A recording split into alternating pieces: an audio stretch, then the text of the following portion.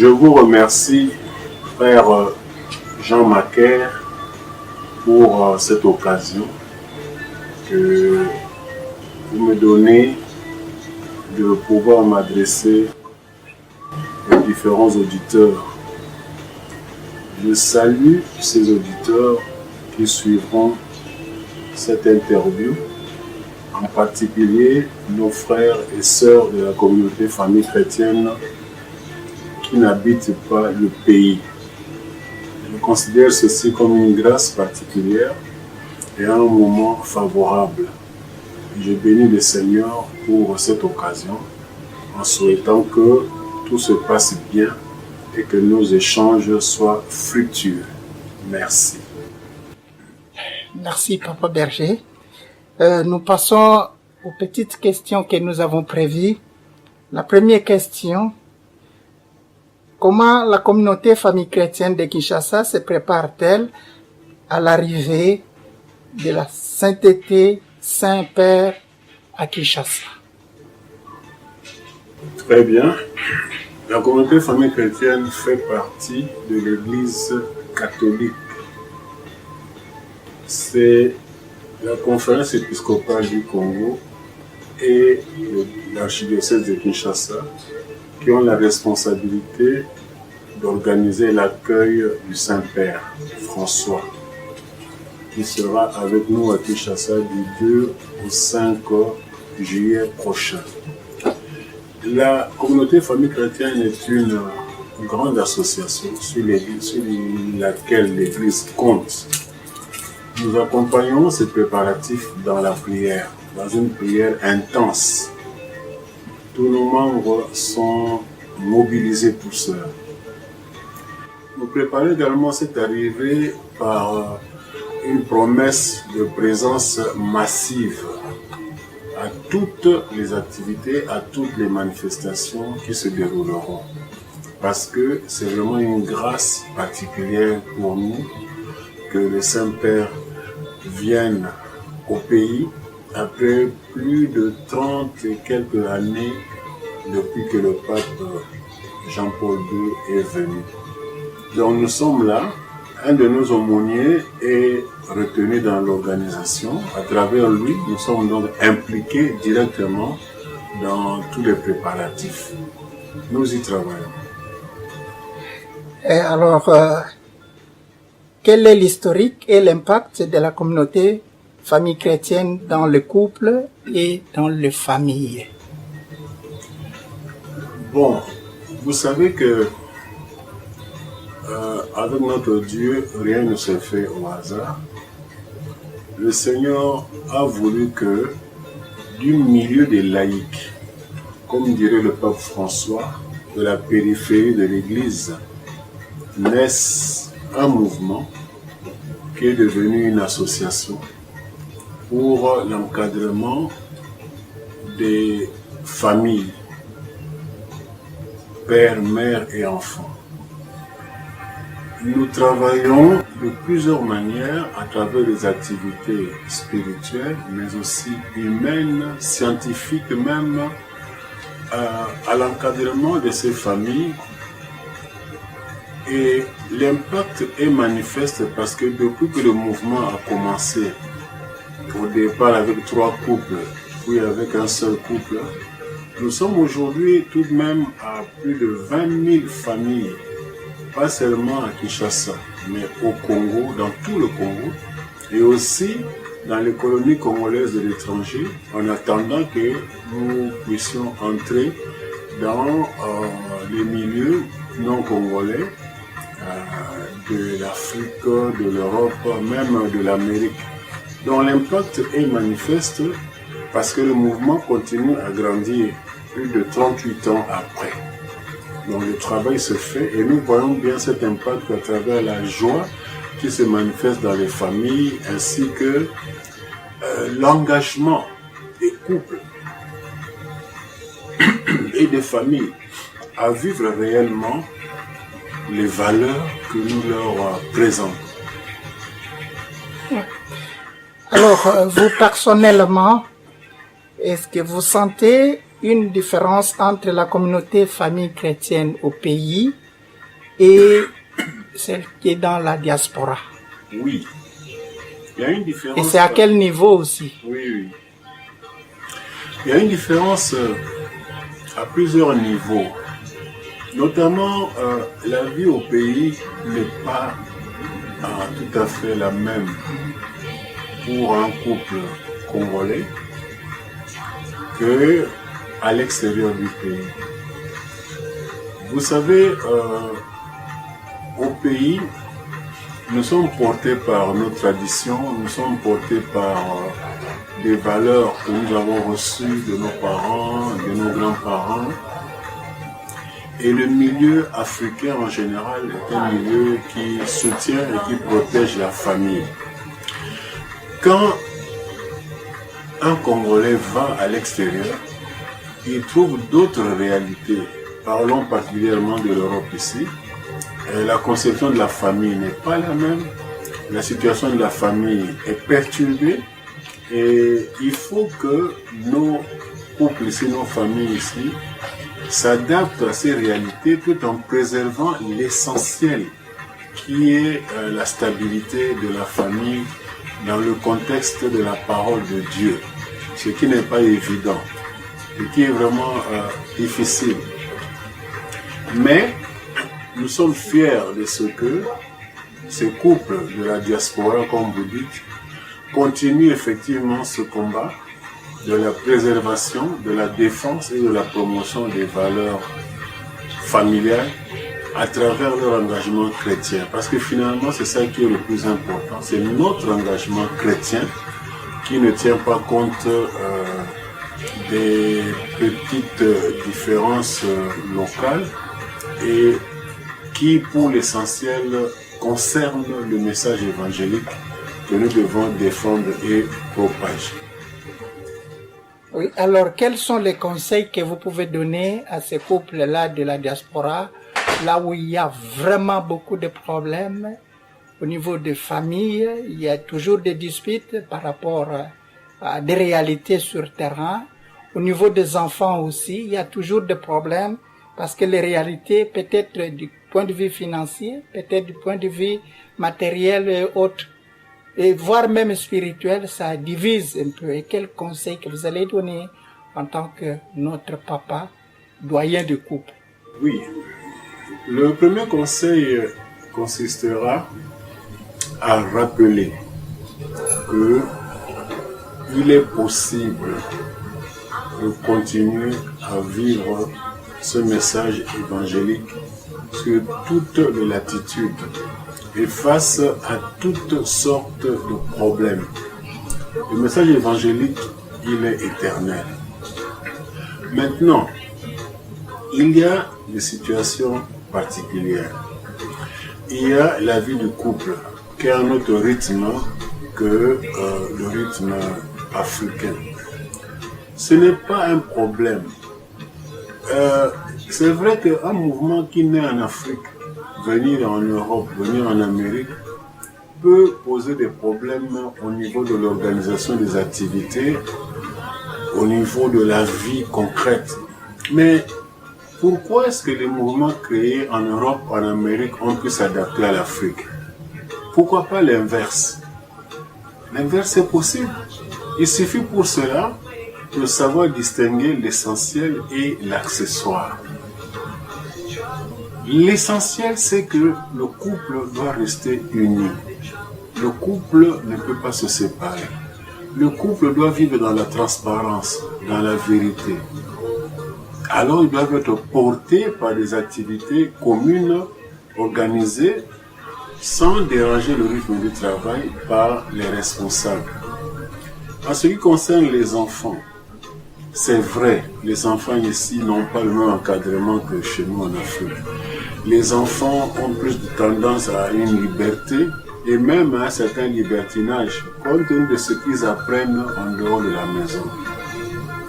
Nous avons créé depuis quelque temps un mouvement issu de la famille chrétienne qui s'appelle GEFAC, c'est-à-dire Jeunesse de la famille chrétienne, qui est dirigé entièrement par les enfants, sans interférence directe des parents. Il faudrait que, même dans nos milieux ici de la diaspora, que les parents osent faire confiance aux enfants pour les laisser organiser ces mouvements à leur manière, tout en respectant les valeurs fondamentales que défendent les parents. En ce moment-là, ils le feront en vivant à leur rythme, en vivant selon leur conception. Nous parlons de génération Android. D'accord, mais comment justement intégrer ces réalités? Comment faire en sorte, par exemple, que le moyen de communication, là, les nouvelles techniques de l'information et de la communication n'interfèrent pas trop dans la famille? Les enfants eux-mêmes peuvent trouver un rythme là-dessus, pourvu que les parents les laissent prendre des initiatives tout en les soutenant, pas seulement de leur prière, mais de leur présence aussi et de leurs conseils. Voilà. Est-il donc ainsi souhaitable que la famille prie ensemble avec papa, maman et les enfants? Pas seulement souhaitable, c'est ce que nous faisons dans la communauté famille chrétienne. Parce que la prière de la famille est très forte. On est habitué dans notre église à prier individuellement, pour le papa à part, la maman à part, mais une des découvertes de la communauté famille chrétienne, c'est justement de faire en sorte que papa, maman prient ensemble avec les enfants. C'est un apprentissage. Mais une fois qu'on a réussi cet apprentissage-là, on est heureux. On est heureux parce que la prière unit, la prière édifie, la prière rassure. Et j'ai toujours dit que c'est très impressionnant pour des enfants de voir cet homme-là important qui est le papa, s'agenouiller avec eux, prier ensemble avec eux, le même père. Et cet effort-là est non seulement souhaitable, mais réalisable et réalisé au sein de la communauté. Donc nous demandons aux différentes familles de continuer de persévérer dans cette voie. Et c'est dans la prière aussi qu'on peut régler certains conflits, certains malentendus, parce que la prière est accompagnée en même temps de moments d'échange, des moments de partage dans la vérité, et dans l'humilité surtout, parce que les parents ne doivent pas se prendre pour Dieu le Père. Les parents, comme les enfants, sont tous issus du même Père et ils peuvent partager leur expérience ensemble. Alors, quel est l'impact ou l'importance de la prière en famille chrétienne, dans une famille chrétienne? Je viens de dire, cette prière permet aux uns et aux autres de communier à la même réalité, aux mêmes valeurs. Cela leur permet de se savoir porter les uns les autres. Parce qu'en ce moment-là, quand il y a des problèmes, on les partage et on les confie ensemble en tant que famille à la même source. Et nous savons que pour nous, ce Dieu-là agit réellement dans la vie de chacun de nous. Ce n'est pas un Dieu mort, c'est un Dieu qui est vivant et qui agit. Et nous avons évoqué les parents. Cela dit, que doivent faire les enfants pour leur famille? Quelles sont les responsabilités que les enfants puissent prendre pour leur famille aussi? Vous savez, chaque parent souhaite toujours que son enfant réussisse sa vie. Alors, pour réussir sa vie, le parent met tout en œuvre, des moyens matériels, des moyens spirituels, des moyens financiers, des moyens humains. Donc, le premier devoir de l'enfant, c'est quand même de répondre aux attentes des parents. L'enfant, il y a une belle expression chez nous, un beau proverbe qui dit que les oreilles ne dépassent pas la tête. L'enfant doit savoir que les parents sont passés avant lui par ces chemins que lui va emprunter. En ce moment-là, l'enfant doit avoir l'humilité de savoir écouter et obéir à ses parents. C'est important parce que aucun parent ne trace un mauvais chemin pour ses enfants. les parents essaient toujours de faire de leur mieux au prix de beaucoup de sacrifices pour la réussite humaine de leur enfant. Donc, ce devoir que les enfants ont d'obéir aux parents est fructueux à la longue parce que ça paye. Ça paye. Il ne faut pas que les enfants entrent dans une révolte de mauvaise aloi. Il ne faut pas que les enfants entrent dans un esprit de soupçon contre les parents, parce que la vérité, c'est que les parents essayent généralement de faire de leur mieux pour faire que les enfants... Et c'est une fierté pour chaque parent de voir que son enfant, que ses enfants ont réussi. Donc voilà, le premier devoir de l'enfant, c'est celui-là. Et c'est aussi de porter les parents dans la prière, parce que dans le monde d'aujourd'hui, la vie des parents n'est pas du tout facile. Pas du tout facile. Que ce soit au pays, que ce soit à l'étranger, les parents souffrent. Ils doivent faire de gros sacrifices, de grands sacrifices, en renonçant souvent à leurs propres droits pour que la famille puisse être heureuse et puisse réussir. Est-ce qu'il y a-t-il aussi des structures qui sont prévues dans la famille chrétienne pour encadrer les enfants? Oui. Lesquelles, par exemple?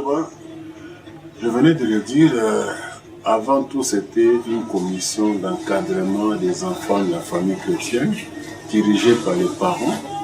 Maintenant, nous avons créé un mouvement de jeunesse que nous avons dénommé Jeunesse de la famille chrétienne. Et ce mouvement-là est en train de s'implanter. Il est dirigé totalement par les enfants eux-mêmes et les parents sont en arrière-fond pour les encadrer, mais c'est eux-mêmes. Le président de ce mouvement est un jeune célibataire comme tous les jeunes. Et on les appelle les grands jeunes. Il est en train de faire une implantation des structures un peu partout, au niveau diocésain, au niveau paroissial et un peu partout, pour que le mouvement puisse agir.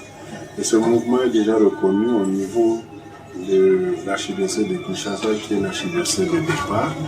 Et petit à petit, il va s'implanter partout. Et nous espérons également dans les communautés et familles chrétiennes de la diaspora, ce mouvement pourra également s'implanter prochainement. Oui, mais dans la vie, avoir une famille stable, c'est-à-dire une famille là où on trouve la paix, l'amour, et certes, c'est le vœu de chacun de nous. Mais alors, vivre ensemble quotidiennement du couple et de la famille, on se heurte des obstacles, des grands et des petits, ou des difficultés, pas au moins par rapport aux objectifs que les gens veulent atteindre, mais par rapport aux difficultés actuelles du monde. Vous, qu'est-ce que vous pouvez dire? Moi, là, j'invoque par exemple un papa qui travaillait, mais par après, il est tombé en chômage, il n'a plus de moyens. Un papa qui tombe malade, il n'a plus de moyens d'aller chercher l'argent.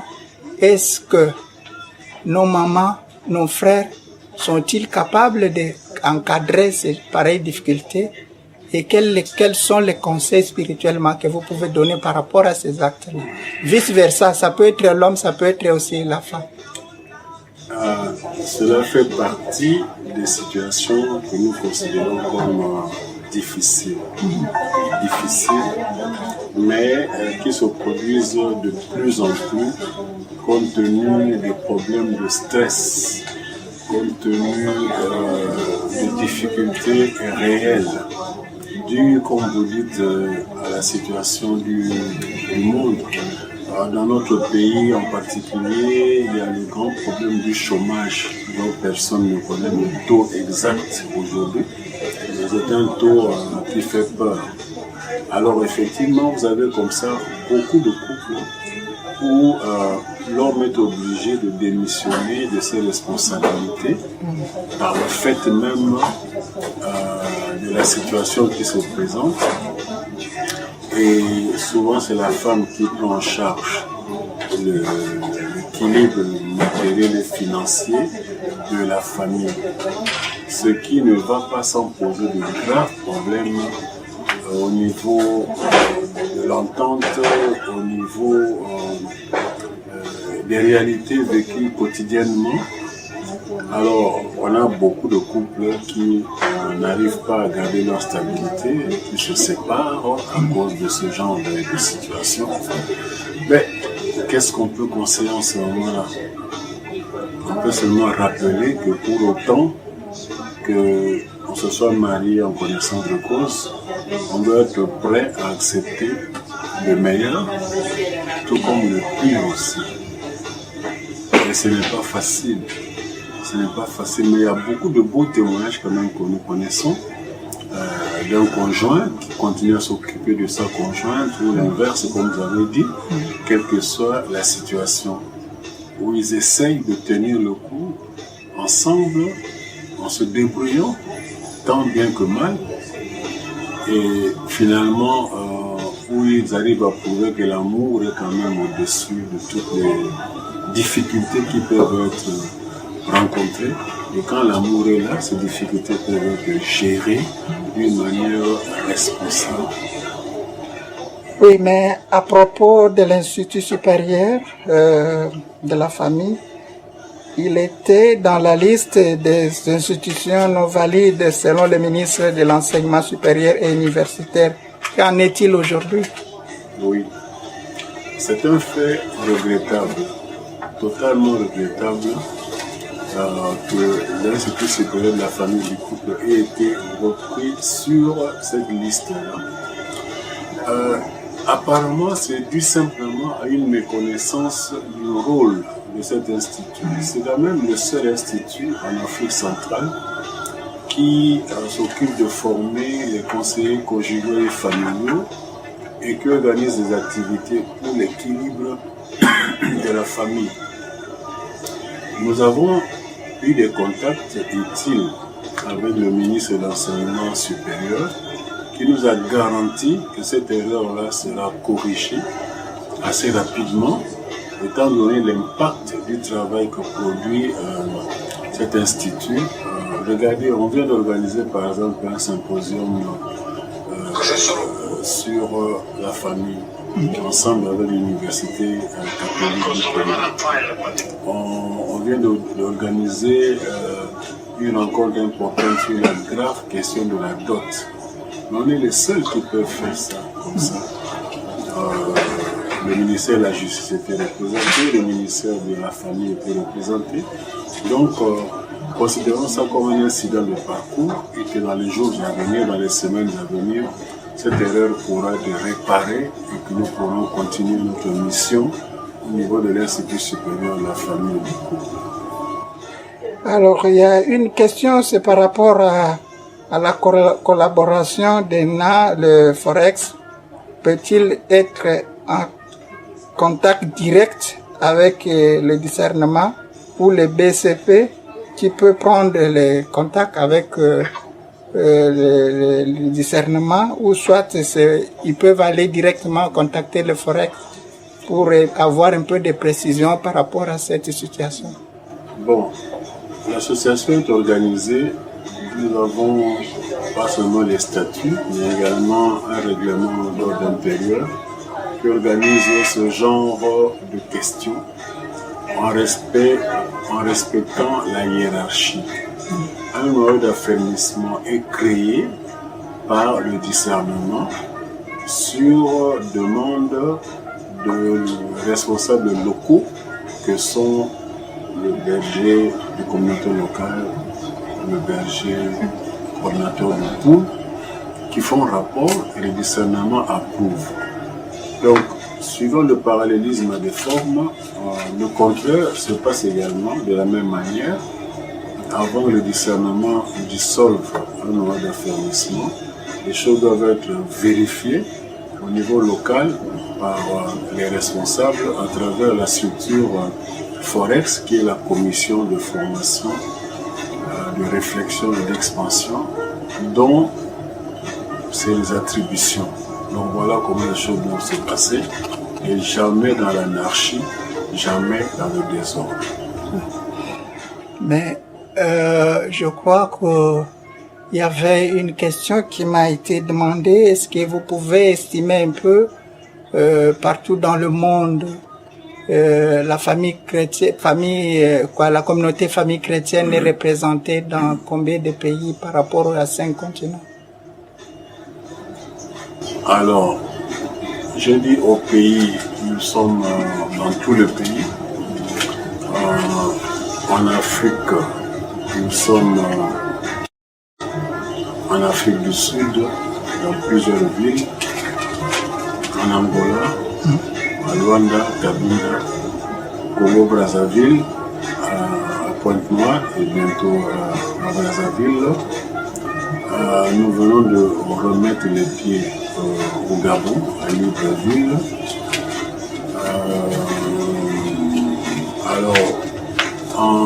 Sur le continent américain, nous sommes à Montréal et dans certains États des États-Unis, je ne saurais pas vous dire de mémoire ces États, mais il y a des Noirs qui ont commencé dans au moins 2 États. Alors, sur le continent européen, nous sommes en Belgique, à Bruxelles, au Royaume-Uni, si je ne m'abuse, et en Flandre également, et à Paris, dans la ville de Paris. Voilà un peu ce que représente notre présence à travers le monde. Mais nous sommes toujours en pleine expansion. Alors, votre dernier mot, dernier conseil qui donne un peu la joie, vraiment là, on n'a même pas l'envie d'arrêter cette interview, mais sinon, on vous demande le dernier mot en lingala, en français aussi, et ceux qui aiment bien la langue lingala aussi. Le dernier mot, c'est un mot d'encouragement. Ce que nous faisons vaut la peine d'être fait. La preuve, c'est que cela tient le coup depuis 38 ans. C'est difficile, vous savez, pour une association de Congolais de tenir comme ça 38 ans sans se diviser, sans se disputer, en continuant à marcher sur le même fil. Alors, quand nous voyons également les effets que cela produit sur les familles, nous ne pouvons que dire gloire à Dieu et demander que chacun de nous persévère. Parce que, en faisant ce travail, nous récoltons nous-mêmes aussi les fruits directement. Alors, on a ici dans le Congo, mbote mingi, pe na toni bango botondi penza na mosala bazali kosala, na ndenge bazali komipesa na mosala ya Nzambe po te manso maleka malamu. Ezali mosala ya ntina penza po libota lelo ezali eloko ya motuya na miso ya eklesia. Toyeba te awa toza kosala mosala wana Nzambe mpe azali komona mpe litomba eza kokwelaka libota moko na biso. Kolo ye moko apambola bino, abatela bino, mpe asala te bolingo na ye, esengo na ye, kimia na ye ezala na moko na bino, na kati ya mabota, na kati ya mitema. Nzambe azwa lokumu.